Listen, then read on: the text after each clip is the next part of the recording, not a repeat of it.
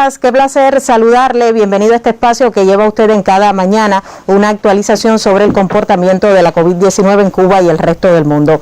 Hoy es lunes 19 de abril del año 2021. Se cumplen 60 años de la primera gran derrota del imperialismo en América Latina y el Caribe. Este lunes además concluye el 8º Congreso del Partido Comunista de Cuba, jornada histórica que coincide con la victoria de Playa Girón. Hoy estaremos dedicando esta conferencia de prensa solo al análisis de la situación epidemiológica en el país, porque en la segunda media hora tendrá lugar la intervención del Instituto Finlay de Vacunas sobre el progreso del candidato vacunal anti-COVID-19 Soberana 02, también de Soberana Plus. Para ello tendremos la presencia contamos ya en el estudio con la presencia de la doctora en ciencias Dagmar García Rivera, quien es directora de investigaciones del Instituto Finlay de Vacunas. Ya todo se encuentra listo en los estudios centrales de radio y televisión para la información sobre el comportamiento de la COVID-19 en el país. Nos acompaña en esta primera media hora la intérprete de lengua de señas, Yasmina Rami, bienvenida, y le damos la bienvenida, como cada mañana, al doctor Francisco Durán García, director nacional de epidemiología del Ministerio de Salud Pública. Doctor, muy buenos días, bienvenido. Buenos días, Gisela, a ti, al equipo que hace posible la transmisión, a la intérprete de lengua de señas, a la doctora Dagmar que nos acompaña en la mañana de hoy y a todas las personas que escuchan la información diariamente. El día todavía es muy elevado en cuanto al número de fallecidos, en cuanto al número de casos confirmados. Realmente tenemos que informar el fallecimiento de 6 personas con COVID-19 en nuestro país. Lamentamos mucho estos fallecimientos y damos las condolencias a familiares y amistades. Fallece una señora de 91 años del municipio de Bayamo, en la provincia de Granma, contacto de un caso que había sido confirmado ya previamente y con antecedentes de delito e hipertensión arterial.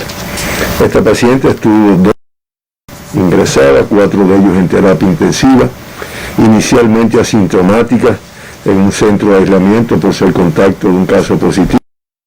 Al día siguiente presentó síntomas, se hizo el diagnóstico y lamentablemente después de una evolución, como dije ya, de 12 días y un grupo de complicaciones, la paciente fallece. Fallece una paciente de 64 años de edad del municipio San Miguel del Padrón, aquí en La Habana, contacto de un caso positivo ya diagnosticado previamente y con antecedentes de padecer de hipertensión arterial, insuficiencia venosa periférica y diabetes mellitus, con enfermedades que hacen el pronóstico un tanto complicado.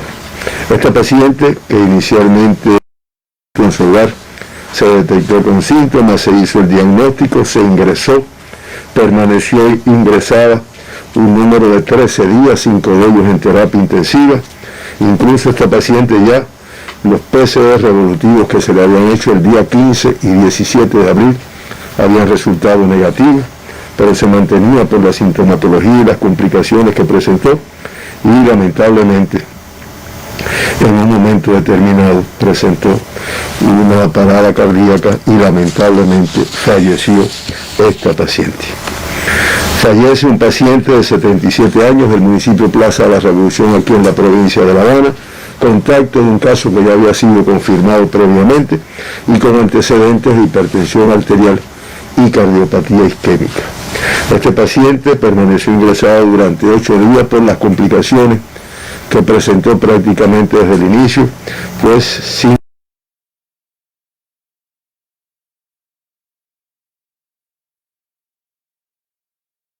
positivo por los síntomas, se hizo el diagnóstico, se ingresó y lamentablemente presentó un grupo de complicaciones y fallece.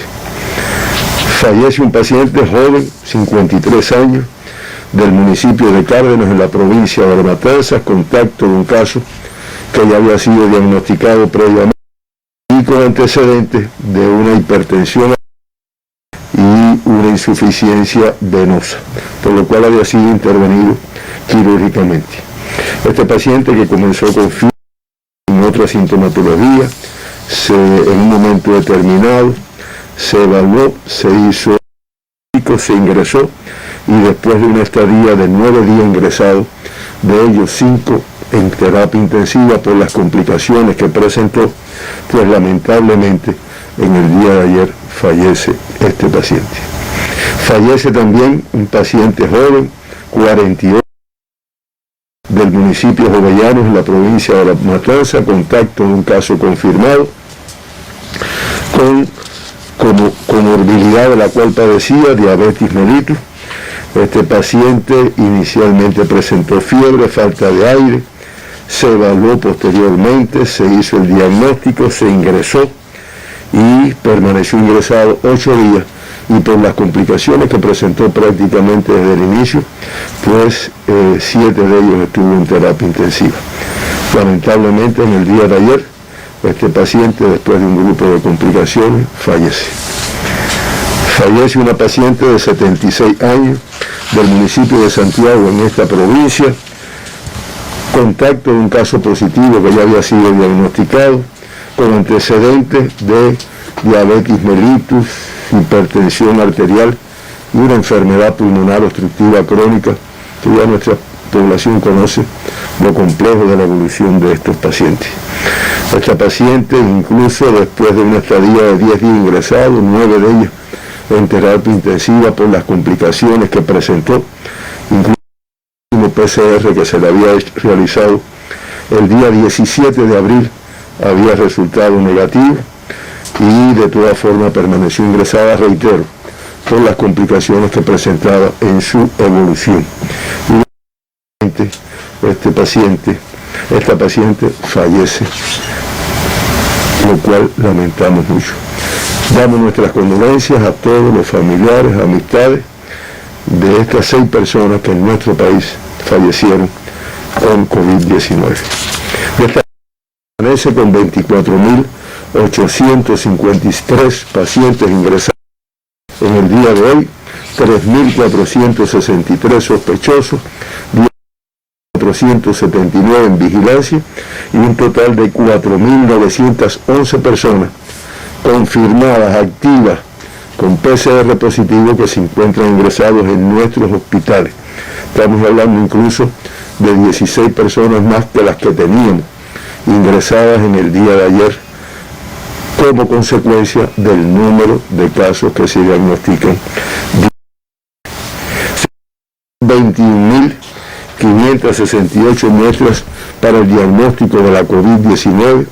Como resultado del análisis de estas 21.568 muestras, se diagnosticaron 1.060 personas con COVID-19 en nuestro país, cifra que hace que se incremente a lo que habíamos informado en el día de ayer, 23 más que el día de ayer, y una positividad de las muestras realizadas de 4,91% de todas las muestras que se analizaron resultaron positivas a la COVID. De esta forma, en Cuba ya se han procesado 3.385.469 muestras para el diagnóstico de COVID-19, y se han diagnosticado un total de 94.571 personas con COVID-19 en desde el mes de marzo del año 2020, 2,8% de positividad de las muestras analizadas. Se procesaron muestras de todas las provincias del municipio especial Isla de la Juventud, el mayor número en La Habana, Santiago de Cuba, Matanzas, Granma y Camagüey, como se puede ver ahí en el gráfico, teniendo en cuenta la complejidad de estos territorios. Igualmente, el porciento de positividad de las muestras procesadas ayer, el porciento mayor estuvo en la provincia de Holguín, con un 7,8%. Le sigue La Habana con el 7,1%, Santi Espíritus el 6,3%, Matanzas el 6,3%, Granma el 6%, igual que Pinar del Río, y ya Artemisa baja de 5%, el 4,7% de todas las muestras estudiadas fueron positivas a la COVID.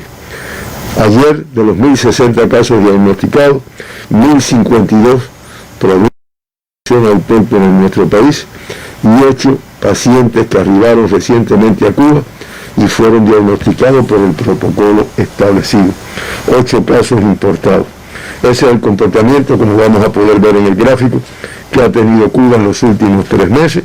Predominio de la transmisión autóctona y un número reducido del número de casos importados. Y ayer, como se puede ver también en el gráfico, el número de casos que se diagnosticaron es el superior a todo lo que habíamos tenido en estos últimos 15 días. El 96% de todos los casos ayer, contacto de casos confirmados. Grupo de extremado riesgo, por lo cual se trata de precisar hasta el final. En el acumulado es el 94,2%. El 0,8% de los diagnosticados, o sea, 8 personas con fuente de infección. Y ya en el acumulado de todos los diagnosticados en Cuba, el 5,6% han sido importados. Se precisa la fuente de 34 de las personas diagnosticadas ayer con COVID-19 que todavía no se había podido identificar. Y en el acumulado de todas las personas que en Cuba han estado vinculadas con viajeros internacionales del 1 de noviembre hasta la fecha, el 12,8% han estado vinculados con viajeros internacionales. Por provincia, en Occidente, La Habana y Matanzas con cifras muy elevadas. La Habana 568, Matanzas 117, Pinar del Río 40, sigue manteniendo todavía una transmisión, igual que Artemisa con 29, Mayebeque 1, y el municipio especial Isla de la Juventud nuevamente no confirma casos, no obstante haber procesado muestras de este territorio. Reitero, Occidente, La Habana, Matanzas y en cierta medida Pinar del Río. En el centro, el mayor número de casos ayer, Santi Espíritu. Fíjese cómo el centro ha ido logrando un control de la transmisión. No exento de riesgo, no exento de peligro por la transmisión, pero lo ha ido logrando. Se mantiene Santi Espíritu ayer con un número de 41, Villa Clara y Cienfuegos con 10, Ciego de Ávila son 5 y Camagüey con 4. Y en el territorio oriental, pues ahí tenemos el comportamiento. Muy complicado y se ha ido complicando la provincia de Santiago con 82 casos ayer. Granma, que ha mantenido una transmisión importante y que no obstante tener 76 ayer sigue siendo importante, pero se va viendo algunos visos de que va a poder ir controlándolo igual que lo había logrado. Holguín incrementó ayer a 63 casos. Ya desde el día anterior habíamos hecho una alerta y sabemos que ellos con su Consejo de Defensa están adoptando las medidas.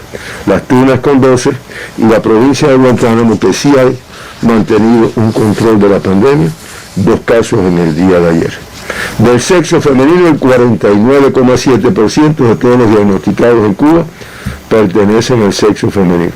En el acumulado se mantiene un discreto predominio del masculino, 5,9%.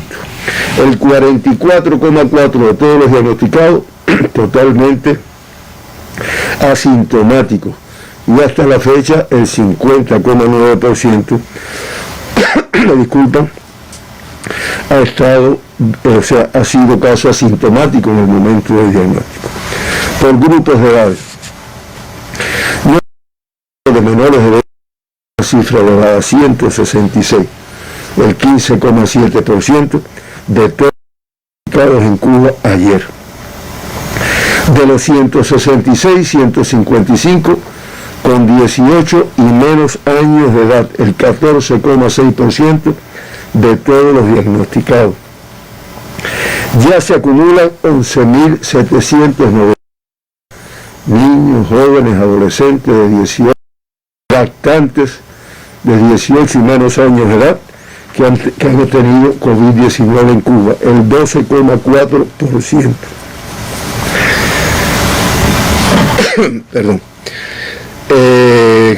total de confirmados 11.793, el 12,4%. Me disculpan. En este caso, doctor, ha ido elevando la transmisión, sobre todo en estos grupos de riesgo. En estos grupos de mucho riesgo, y que hasta el momento, por el actuar oportuno y con mucha cientificidad, por decirlo de alguna manera, de nuestros especialistas, pues no hemos tenido que lamentar nada más que 2 fallecidos, pero realmente es muy. Yo decía que se acumulan 11.793 de las personas diagnosticadas en Cuba que han tenido edades pediátricas, el 12,4% de todos los confirmados. Se mantiene una cifra elevada de activos, 703. Se han recuperado el 94%.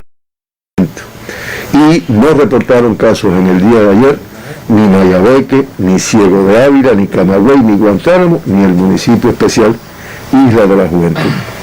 En el día de los 155 en edades pediátricas, 9 menores de 1 año. Mucho riesgo. De La Habana 7, de Matanzas y Villa Clara 1 de cada uno, que realmente es un grupo de extremado riesgo. Hay que mencionar, y me lo decía esta mañana la doctora Lisset, que el municipio de Isla de la Juventud durante todo el mes de abril no ha confirmado un caso pediátrico, lo cual es importante como resultado de que se viene trabajando allí. Se acumulan 624 lactantes menores de 6 meses que se han diagnosticado, lactantes que se han diagnosticado. Menores de 6 meses ayer, 7, todos contactos de casos confirmados. Además, promediando 7,7 contactos por cada lactante.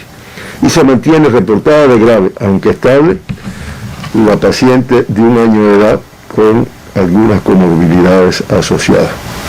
De 20 a 39 años de edad, 315 personas ayer, de 40 a 59, 388, y de más de 60 prácticamente 200 personas, 191.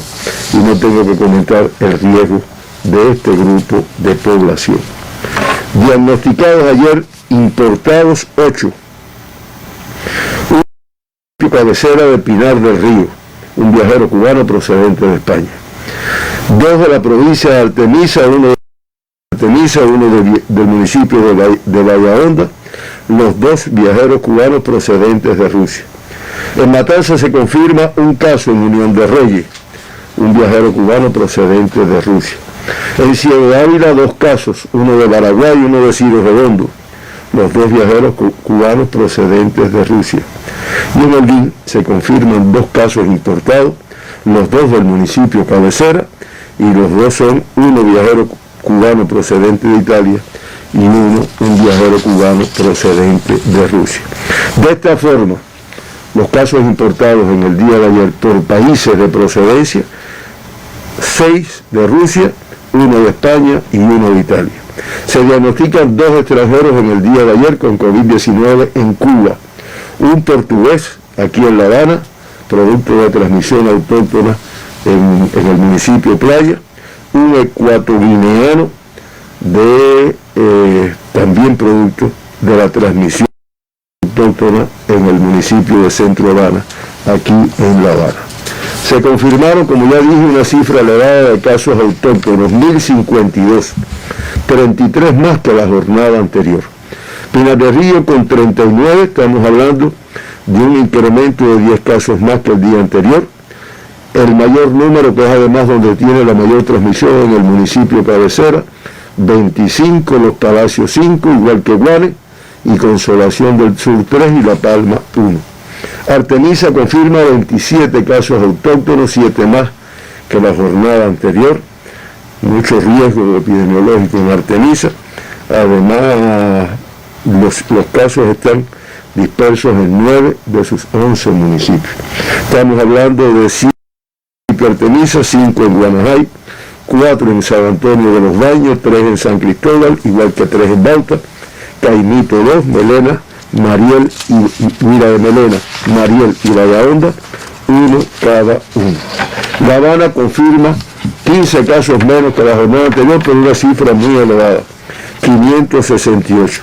Dispersos en los 15 municipios: Arroyo Naranjo con 69, Centro Habana con 61, 10 de octubre con 60, Habana del Este 55, 39, Cerro 43, San Miguel del Padrón y Marianao con 36 cada uno, Habana Vieja 35, La Lisa 31, Revolución 28, Playa 23, Cotorro 18, Guanabacoa 16 y Regla 8.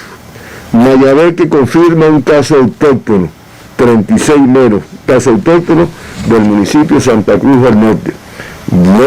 Buena señal, pero de todas formas hay que ver la evolución de este comportamiento.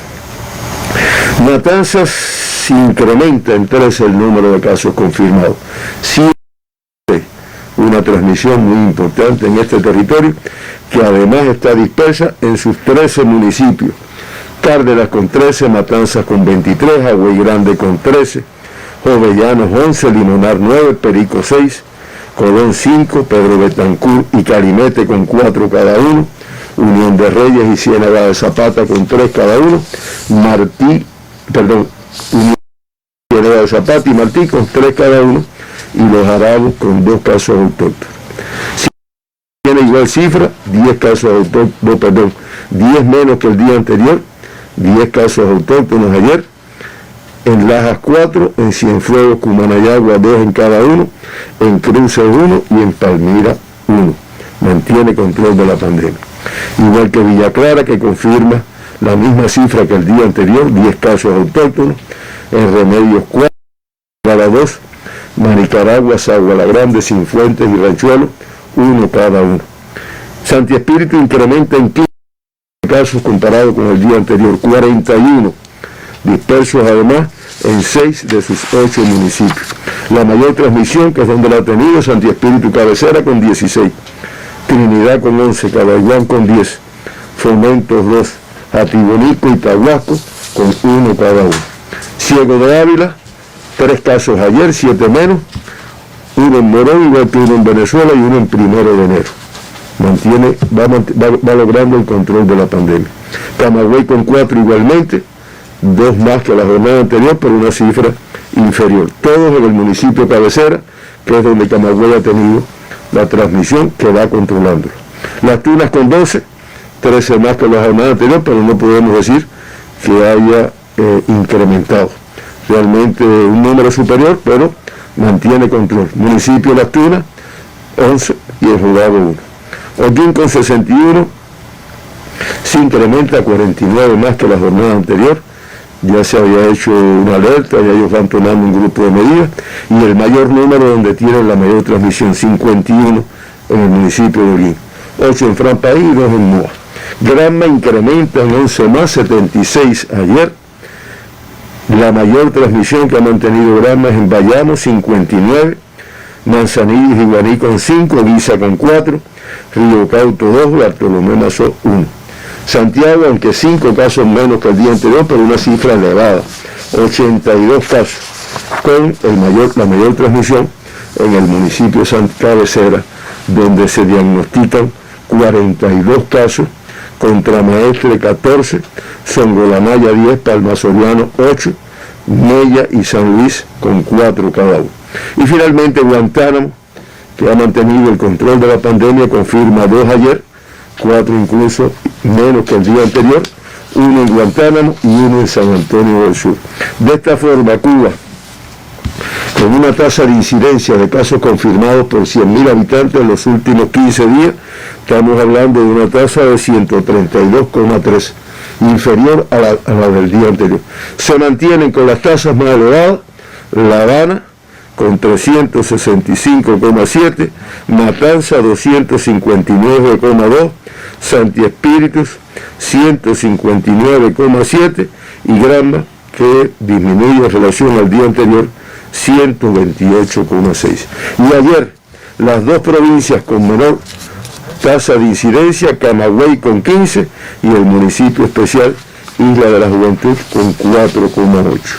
La composición de los 12 municipios donde se concentra el 38,8% de la población, de la incidencia de Cuba, La Habana con 8 y Matanzas con 3, y Santi Espíritus con 1.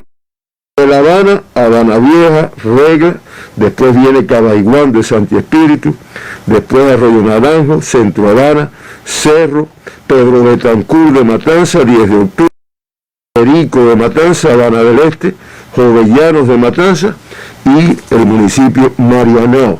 Es el comportamiento de las provincias de los municipios que aportan la mayor tasa de incidencia en el día de ayer. Finalmente, Cuba, con 94.571 pacientes diagnosticados con la enfermedad, mantiene ingresado de estos pacientes 4.911, es la cifra de activos que tenemos hoy, es el 5,2% de todos los diagnosticados. De estos 4.911, 4.849, el 98,7% con una evolución clínica estable. Se acumulan, y lamentamos mucho al inicio de la conferencia, el fallecimiento de 6 personas en Cuba con COVID-19, y ya eso hace que la cifra de fallecidos se incremente a 31 en el día de ayer. La letalidad, 0,56%, pudiéramos decir que inferior a la del mundo, 2,14%, y a la de las Américas, que se incrementa a 2,42%, pero para Cuba y para los propósitos de nuestro programa de prevención y control, una cifra elevada que debemos de reducir en las próximas semanas. Los 54 retornados a sus países después de hecho el diagnóstico, 1.038 altas ayer, pero de todas formas un balance negativo, 22 menos que el número de diagnosticados. Esto hace que ya con estas 1.038 altas, el 94,2% de todas las personas que han tenido COVID-19 en Cuba se encuentren recuperados de alta, 89.073 personas, no exentas de tener un conjunto de secuelas que deben de seguir atendiéndose. Finalmente, una cifra elevada de pacientes en terapia intensiva. Estamos hablando de 62. O sea, una cifra con mucho riesgo de evolución de estos pacientes.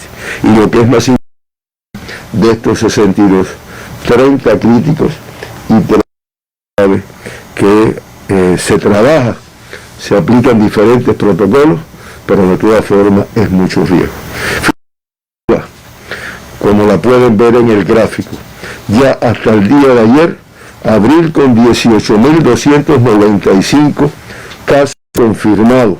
Estamos hablando que durante todo el mes de abril se han diagnosticado 1.016 casos por día, cifra extremadamente elevada a lo que habíamos logrado incluso en este año, para no hablar del año anterior, que fue todavía mucho más reducido. Y lo que también es muy llamativo es el número de fallecidos, que ya se incrementa a 106, que da una letalidad de 0,58%, la letalidad más elevada de este año.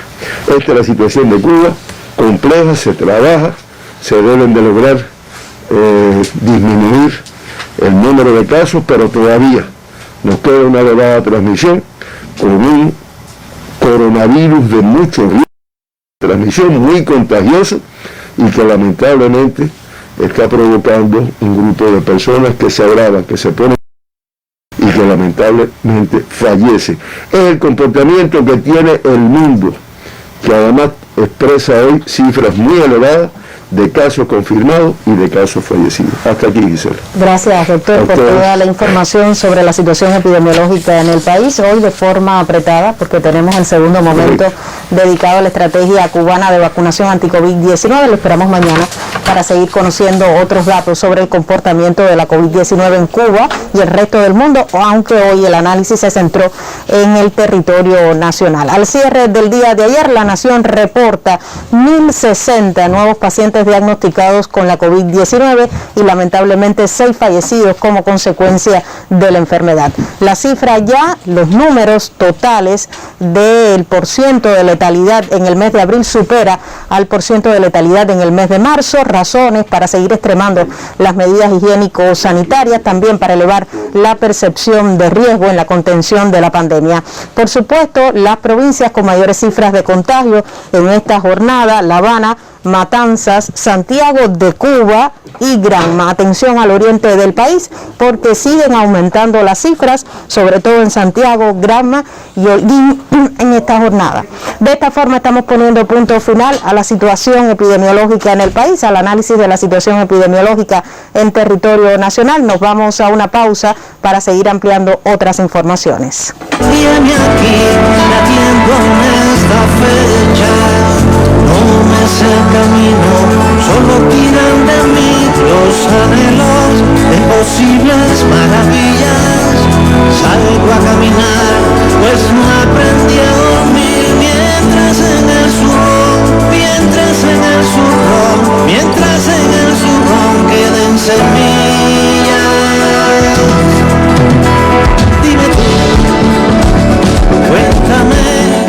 Y entramos así en el segundo momento que siempre dedicamos cada lunes a la estrategia cubana de vacunación anti-COVID-19, como me gusta llamarle, la ruta de esa estrategia nacional de vacunación contra esta terrible enfermedad. Nos acompaña en este segundo momento la intérprete de lengua de señas, Maday Pérez, quien se ha incorporado desde la media hora. Y hoy tengo el gusto de presentar en este espacio a alguien que se ha mantenido muy activa en el combate a la pandemia, alguien que no ha descansado, una de esas científicas de mucha valía en nuestro país, una mujer. Me place presentar a la doctora en ciencias Dagmar García Rivera, quien es directora de investigaciones del Instituto Finlay de Vacunas. Doctora, bienvenida. Usted, que es una de las líderes de ese gran proyecto cubano que es Soberana, o las soberanas, las vacunas cubanas soberanas contra la COVID-19. Es la primera vez que está con nosotros, así que nos place muchísimo tenerla hoy dentro de esta conferencia de prensa. Muy buenos días y bienvenida. Buenos días, Gisela, y un placer estar aquí con ustedes y poder una vez más comunicar a nuestro pueblo el progreso en los candidatos vacunales cubanos. Soberana 02 avanza con muy buen paso, muy buen ritmo, en ensayos ya, fase 3, ensayos clínicos fase 3, y con buenos resultados. Estuvimos al tanto en este espacio, bueno, hemos estado al tanto, por supuesto, de cada hito dentro del progreso de este candidato vacunal anti-COVID-19. ¿En qué momento se encuentra Soberana 02? Bueno, Soberana 02 se encuentra en fase de evaluación clínica propiamente, en la evaluación fase 3.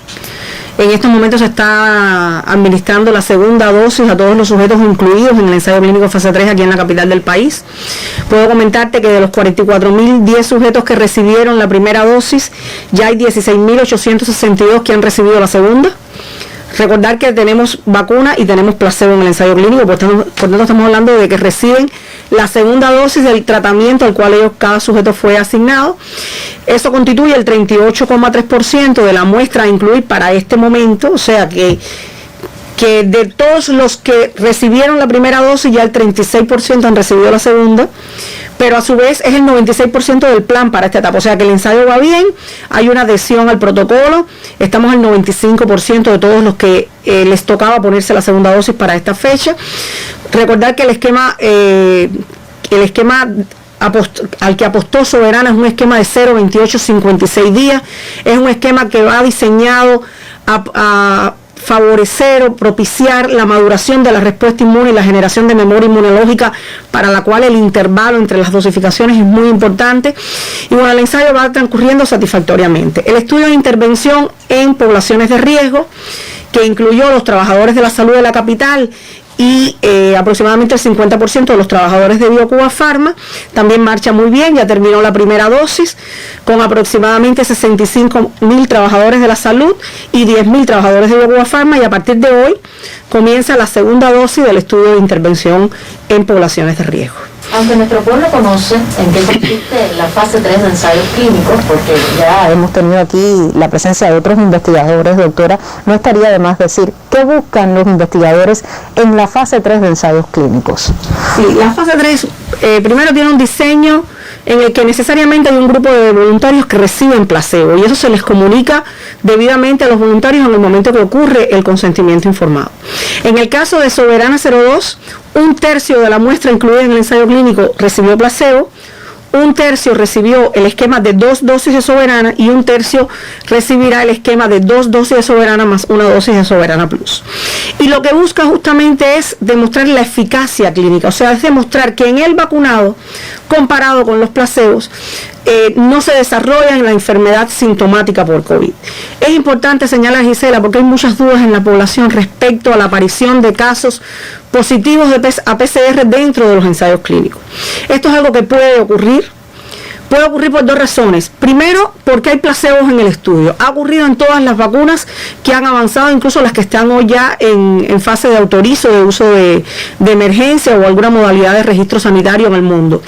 Es normal, puede ocurrir en un ensayo clínico fase 3, y decía que por 2 razones. Una, porque hay placebo; otra, porque los ensayos no han llegado al momento en el cual los individuos pueden haber desarrollado la máxima inmunidad, que en el caso de Soberana 2 es 14 días después de la segunda dosis, y por tanto, mientras está en un periodo de tiempo previo a recibir la segunda dosis, digamos que el riesgo aún de resultar positivo a la COVID es superior. Y lo otro importante que hay que decir, que se ha explicado en este espacio, recuerdo cuando vino la doctora María Eugenia Toledo, y nuestra población es importante que lo entienda, que no es lo mismo la infección por SARS-CoV-2 que la enfermedad COVID-19. Puede ocurrir que los vacunados den PCR positivo, incluso después de tener esquemas completos, pero que ellos no enferman de COVID. Y eso incluso se está demostrado para la vacuna de Pfizer, para la vacuna de Moderna, para la vacuna Sputnik. Y hay otro elemento. Pero sí lo transmiten. Pero sí pueden transmitir. Hay 2 elementos. Uno es que las vacunas protejan de la enfermedad, que es lo que han demostrado todas las vacunas que ya hablan de datos de eficacia clínica. Y no es tan clara para ninguna de las vacunas cuál es el efecto en la transmisión. O sea, en ese efecto de eliminar la aportación del virus en la nasofaringe. O sea, son 2 efectos diferentes de las vacunas. Digamos que en el fase 3 la apuesta principal es sobre la enfermedad sintomática, aunque también como variable secundaria se estudia el efecto sobre la infección. Cuestiones que también pueden ocurrirle a otros candidatos vacunales. Sí. Y de hecho, el presidente de Argentina, que está vacunado con Sputnik, estaba el otro día en las noticias de que había dado PCR positivo. Y bueno, todo está en cómo evoluciona la enfermedad de las personas vacunadas, que lo que se espera demostrar justamente en los ensayos es que hay menos enfermos. Sí, estamos esperando que haya menos enfermos en el grupo vacunado, pero que a su vez aquellos que sean PCR positivos desarrollen formas asintomáticas o muy leves de la enfermedad COVID-19. Doctora, este sábado tuvimos la oportunidad de estar en el Instituto Nacional de Hematología e Inmunología, donde se desarrolla el ensayo clínico ya fase 2, comenzaba este sábado, del candidato vacunal anti-COVID-19 Soberana Plus. Aquí tuvimos al doctor Ochoa, y nos comentaba que incluso no solo es pensada como la única vacuna cubana para convalecientes, sino también como dosis de refuerzo. ¿Cómo marcha Soberana Plus? La hemos visto en las redes muy activa comentando sobre los resultados tan alentadores de este candidato vacunal en fase 1. ¿Cómo marcha y qué espera? ¿Qué esperan los científicos del Instituto Finlay de Vacunas de este candidato vacunal en específico? Si nosotros en el mes de noviembre o diciembre empezamos a pensar como científicos al fin qué alternativa de vacunación podría haber para las personas que se recuperaban de la COVID-19, porque estaba claro la estrategia para las personas que no se habían expuesto al virus, y pensábamos que a partir de los datos que salían en la literatura, que necesariamente los convalecientes, la mayoría de los convalecientes iban a necesitar reforzar su inmunidad, porque empezaban a salir las evidencias de los bajos niveles de anticuerpos que quedaban en ellos como consecuencia, sobre todo de las formas más leves de la enfermedad. Y por tanto, si bien eso no estaba en el foco de la mayoría de los productores de vacunas, o sea, no eran los convalecientes las poblaciones dianas para la mayoría de los productores de vacunas, nosotros teníamos una formulación de las que estábamos evaluando como parte de Soberana 01, que solo tenía el antígeno vacunal y no tenía ningún otro componente adicional como pudiera ser la vesícula membrana externa en el caso de Soberana 01, como proteína portadora en Soberana 02. Y pensábamos que para un convaleciente, que es una persona que pasó una enfermedad, que pudiera incluso tener secuelas de esa enfermedad, que podría tener comprometido su sistema inmune como consecuencia de ella, pensamos que la formulación más simple era la que debíamos apostar al convaleciente, con idea de estimular aquellos clones o aquellos tipos de células B que ya habían sido despertadas por una exposición previa al virus. Y fue la apuesta. Lo hicimos inicialmente en un fase 1 con 30 voluntarios nada más de 19 a 59 años y realmente los resultados son excelentes, Gisela. El título de anticuerpos neutralizante, que es la variable de oro de estos ensayos clínicos, se incrementa 5 veces en los vacunados, en los convalecientes vacunados, respecto al nivel prevacunación que ellos tienen como consecuencia de haberse expuesto al virus. Y eso nos hizo y en términos de seguridad los resultados también fueron excelentes. Apenas un 20% de incidencia de eventos adversos, todos leves o moderados. Y eso nos hizo plantearnos la lógica del fase 2. Y ya el fase 2 comenzó el sábado. Comenzamos inicialmente con una fase abierta, sin placebo, con solo 20 sujetos entre 60 y 80, porque ese grupo etario no lo habíamos incluido en el fase 1, y ya ahora, a partir de esta semana, comienza el reclutamiento, ya para el grupo etario entre 19 y 80 años de edad, que sí es una etapa controlada con placebo, que es un estándar regulatorio necesario para estos ensayos, pero que como es una única dosis, a los 28 días, los sujetos que hayan recibido placebo reciben ese día la vacunación. Están muy contentos con esos resultados porque el doctor Ochoa también nos hacía saber durante el encuentro que tuvimos aquí también lo felices que estaban con estos resultados de la fase 1 de Soberana Plus. Le propongo hacer una pausa, un camino sin duda de esperanza para personas que padecieron la COVID-19. Pero nosotros vamos a estar hablando también de otro candidato vacunal anti-COVID-19, en este caso de Abdala, del Centro de Ingeniería Genética y Biotecnología, que usted sabe que también se encuentra en el oriente del país. Y es que desde el pasado 22 de marzo, en las provincias Granma, Santiago de Cuba y Guantánamo, se desarrolla el ensayo clínico del candidato vacunal Abdala. En Granma, cerca de 1.600 jóvenes son voluntarios incluidos en el estudio científico. Su disposición no es solo muestra de confianza en la ciencia cubana, sino también de fidelidad a su país.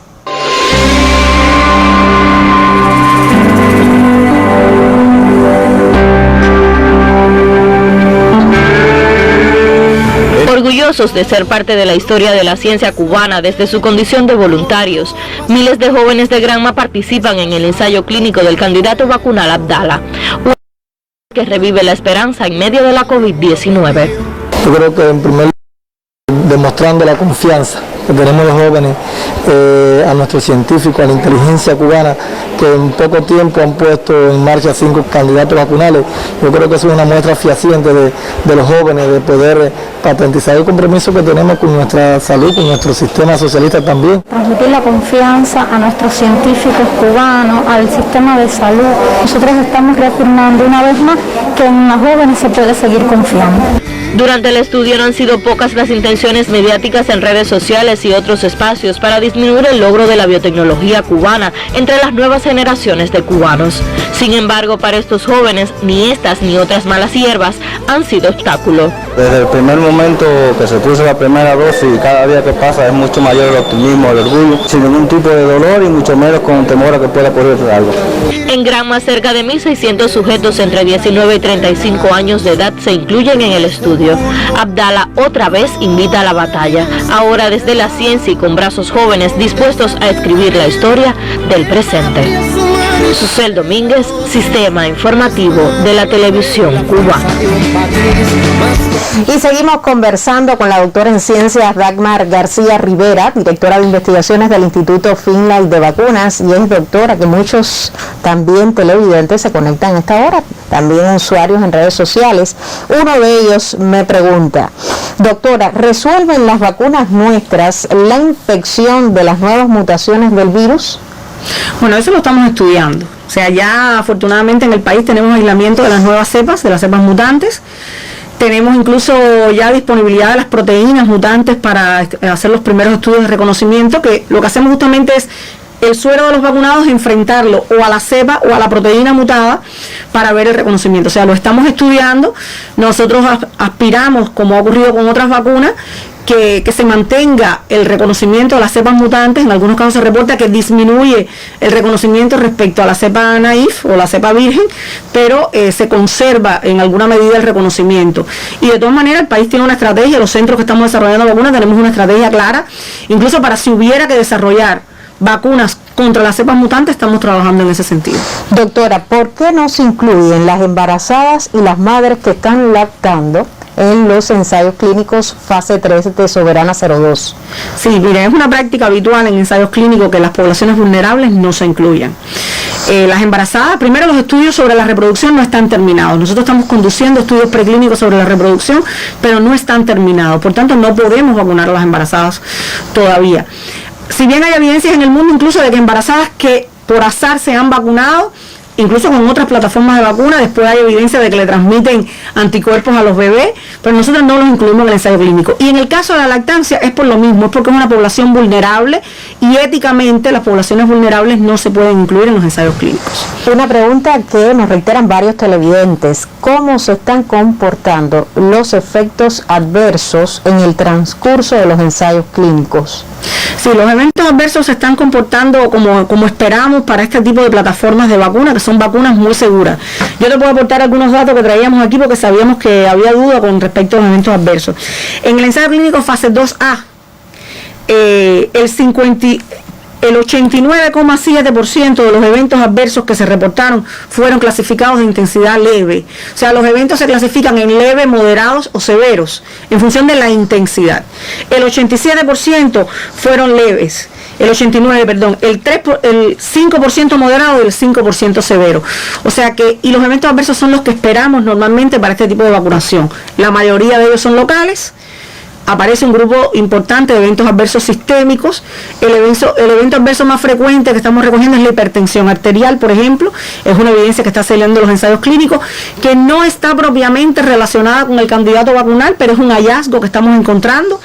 Puede estar asociado incluso a los antecedentes patológicos de las personas, porque se están vacunando personas hipertensas en los ensayos clínicos siempre que cumplan la condición de estar controlados, o también asociados a los temores y al nerviosismo asociado a la vacunación. Pero eso se estudia detenidamente, Gisela. Los sujetos se observan durante 1 hora después de vacunados, y después en el transcurso entre una dosis y otra se recogen todos los eventos adversos que ocurren con la vacunación. Y no hay nada alarmante hasta el momento. No se ha reportado ningún evento adverso grave relacionado con la vacunación. Una persona, doctora, que consume esteroide, o la persona que padece de enfermedades trombolíticas, ¿puede vacunarse? A ver, no soy médico, por tanto este tipo de preguntas muy médicas siempre trato de... Sí, claro. ¿Qué ocurre con los esteroides?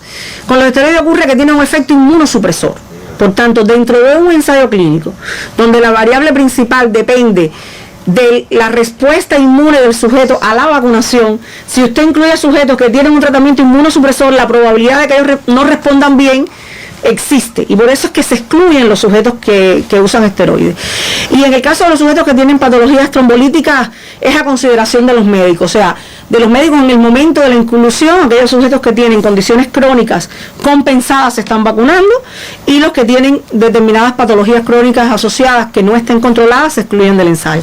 Pero depende del momento de la inclusión la decisión que toman los médicos. Sobre esta pregunta usted ya ha aclarado, ha dado algunas consideraciones, pero un usuario en redes sociales nos insiste: doctora, ¿puede dar positivo un voluntario al que se le ha aplicado la primera y la segunda dosis de Soberana 02? ¿Han tenido casos? Sí, puede dar positivo, PCR positivo, un voluntario que esté involucrado en cualquiera de los 2 candidatos vacunales que ya están en fase 3.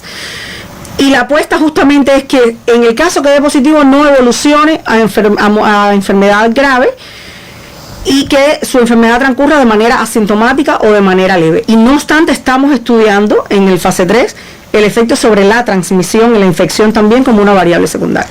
Hemos hablado de Soberana 02, de Soberana Plus, pero existe un tercer candidato vacunal anti-COVID-19 también del Instituto Finlay de Vacunas, con muchísimos buenos resultados. Es Soberana 01, digamos que la iniciadora de las soberanas en el país. ¿Cómo marcha Soberana 01? ¿En qué fase se encuentra? ¿Cuál es la perspectiva con este candidato vacunal? Bueno, nosotros podemos decir que estamos muy contentos con los resultados de Soberana 01. Hemos comentado otras veces que teníamos 5 formulaciones diferentes en evaluación, en la cual jugábamos con la relación del antígeno del virus con la vesícula de membrana externa de meningococo B, y nosotros finalmente logramos encontrar de las 5 una formulación que contiene 50 microgramos del antígeno del virus y 20 microgramos del complejo de proteínas de membrana externa de meningococo B, que es un potente ayudante de la respuesta inmune, y con esa combinación Hemos encontrado una formulación realmente que en fase 1 terminó con excelentes resultados incluso para la variable de título de anticuerpos neutralizantes, y por tanto ya estamos en condiciones de decir esta es la apuesta de formulación para la variante de Soberana 01, y nos estamos moviendo a un ensayo clínico fase 2 con alguna modalidad fase 2-3 en las provincias centrales del país. ¿Será la pensada para niños? Va a niños también esa formulación, o sea, ya el protocolo de pediátrico está en evaluación por la entidad nacional regulatoria, y nos llevamos esa formulación a niños. O sea, vamos a niños con las dos mejores formulaciones de Soberana 2 y de Soberana 1. ¿Algún mensaje, doctora, para los voluntarios, ya cuando nos quedan pocos minutos? En este caso, los voluntarios de los 3 candidatos vacunales anti-COVID-19 que ustedes quieran desde el Instituto Finlay de Vacunas trasladar. La respuesta del pueblo ha sido maravillosa en esta etapa, y las personas confían en lo que estamos haciendo. Las personas han estado dispuestas a poner el hombro, incluso sabiendo que existe la probabilidad de caer en el grupo placebo, y lo han asumido incluso desde la responsabilidad de saber que están haciendo una contribución a la ciencia, que mientras antes terminemos los ensayos clínicos, antes tendremos vacuna para todos en el país. Y por eso, si tan decisivos han sido los científicos como han sido los médicos ahora en esta etapa de evaluación clínica, han sido también los voluntarios, y para ellos obviamente de nuestro reconocimiento. Hoy estamos hablando entre todos los candidatos vacunados, estamos hablando de más de 100.000 voluntarios en el país que hoy están involucrados en los ensayos clínicos, y eso es una muestra de confianza también en la ciencia que hacemos en el país. Pero es necesario cuidarse, doctor. Hay que seguirse cuidando. Porque a veces no... Hay que seguirse cuidando, justo porque hasta que no tengamos altas coberturas de vacunación, o sea, hasta que no tengamos la mayoría de la población vacunada, no vamos a poder tener un impacto o un control sobre la pandemia en el país, y eso todavía llevará unos meses más. Entonces es importante incluso que, estando vacunados, estando con esquema completo de vacunación, como no sabemos el impacto sobre la transmisión del virus, tenemos que seguirnos cuidando. Bueno, le agradecemos, doctora, su presencia hoy en nuestro estudio como parte de la conferencia de prensa. Usted ha tenido hoy la oportunidad de conocer de primera mano cómo marchan los candidatos vacunales anti-COVID-19 del Instituto Finlay de Vacunas. Recuerde, Cuba tiene 5 candidatos vacunales anti-COVID-19. De este total, 3 son del Instituto Finlay de Vacunas: Soberana 02, Soberana 01 y Soberana Plus. Estuvimos conversando con la doctora en ciencias Dagmar García Rivera, quien es directora de investigaciones del Instituto Finlay de Vacunas. Le agradecemos nuevamente, doctora, le esperamos en otro momento cuando tengamos otros resultados. Gracias. Y nosotros estamos poniendo punto final a esta conferencia de prensa que lleva a usted del comportamiento de la COVID-19 en Cuba y el resto del mundo. Hoy nos despedimos de una forma inusual. Vamos a ver a uno de esos chamaquilis y sus mensajes siempre de prevención. Recuerde extremar en casa las medidas de protección contra la COVID-19, elevar la percepción de riesgo cuando las estadísticas no son nada favorables en este mes de abril. Nos vemos mañana para seguirle contando lo que hace Cuba por la salud de su población. Muy buenos días.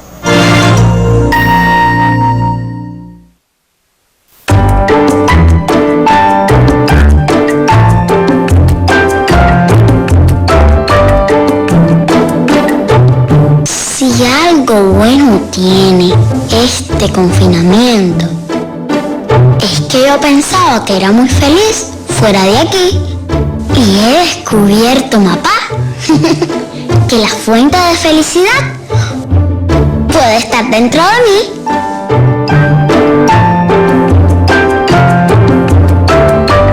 Papá, estoy muy sorprendido. La vida a veces nos premia. ¿Estás viendo lo bien que nos llevamos desde que ha comenzado la pandemia?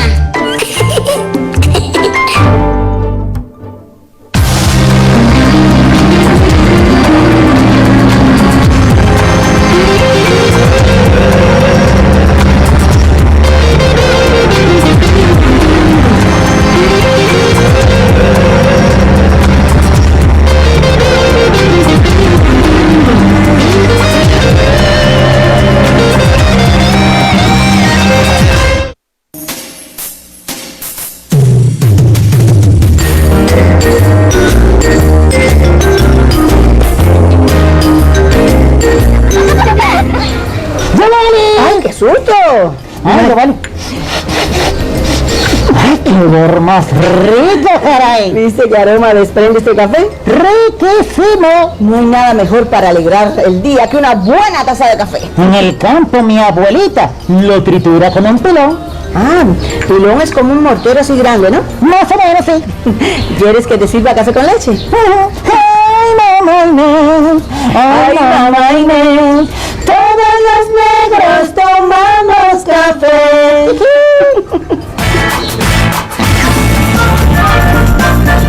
Un espacio para los niños de la primera infancia para disfrutar y aprender.